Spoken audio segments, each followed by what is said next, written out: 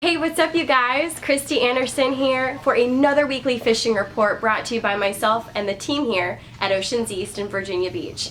Alright you guys, our goal is to create one main hub for you guys to come to weekly to hear from the best fishing reports from both freshwater and saltwater. So for both Virginia and North Carolina. So we really want you guys to feel free to send in your photos. We're going to be posting them right here on this channel weekly, so feel free to submit your photos. We would love to kind of post you guys. Alright you guys, it is time to jump into the saltwater fishing report.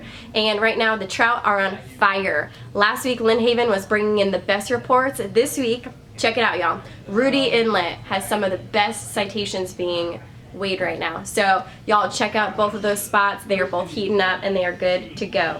Alright, so for setup, last week we talked about the Z-Man baits. This week also featured on my One Fish, Two Fish YouTube channel. The swim baits by Gulp are my favorite. You guys keep it simple. Just remember, for clear, lighter water, you're going to use the lighter colored swim baits.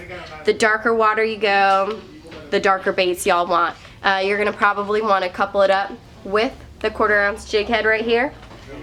And I'm going to talk to you guys a little bit about the popping cork. If you guys aren't familiar with it, stop by. They've got them here at Oceans East, the Cajun Thunder popping cork. So basically this just creates a loud noise in the water as well as kind of a vibration.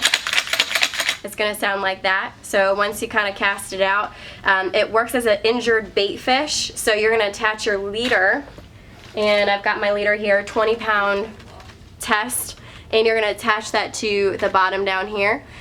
Probably want about 1.5 to 2 feet of leader. It really depends on how much water you're fishing in, but you want that line to be long enough where it's working as an injured bait fish below the water surface.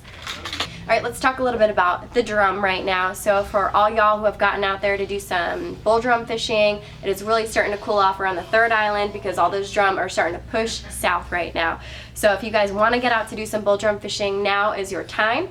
But for all y'all who want to get out there and do some puppy drum fishing, there are still a lot of reports being caught right now around Rudy and Lynn Haven Inlet.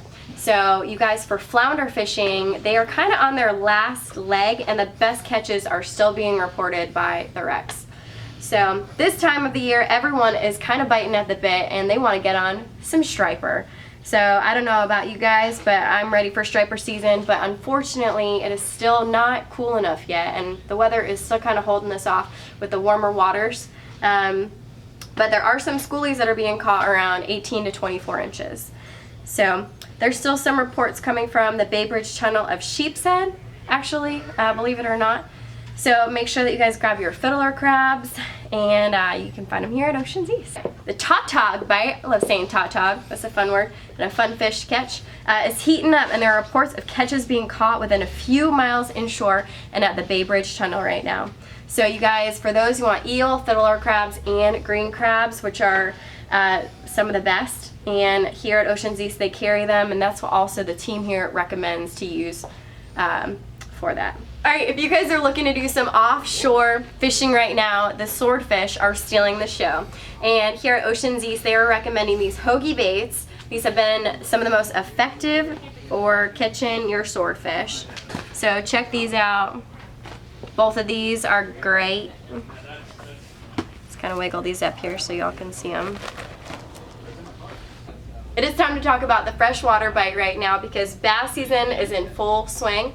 Yesterday at the Chickahominy, water temps reported to be around 61 degrees, so the shad right now are kind of headed up the creeks and into the shallows. So some of your best baits are going to be your fall baits, such as topwaters. You've got your whopper plopper, your buzz baits, your frogs, and those are some of the best for morning and evening bass fishing. You can also try some shad imitations, such as your spinner baits. Also, some of my personal favorites, which never go wrong, are your Texas rig, your flukes and Cincos. Never go wrong, and you just keep working them around structure, so it's kind of what you're aiming for. Some of your square build crankbaits, shallow diving crankbaits allow you to target the bass when they are currently chasing the shad, so those kind of help you work around some of the other fish that are already swimming around that those bass are kind of targeting. So some of your fall bass bite will continue to improve as these bass are fattening up for the winter time. So bass season has really just begun, and it is only getting better as it gets colder. All right, you guys, thanks for joining us for another week for another fishing report brought to you by Oceans East and the team here, as well as myself.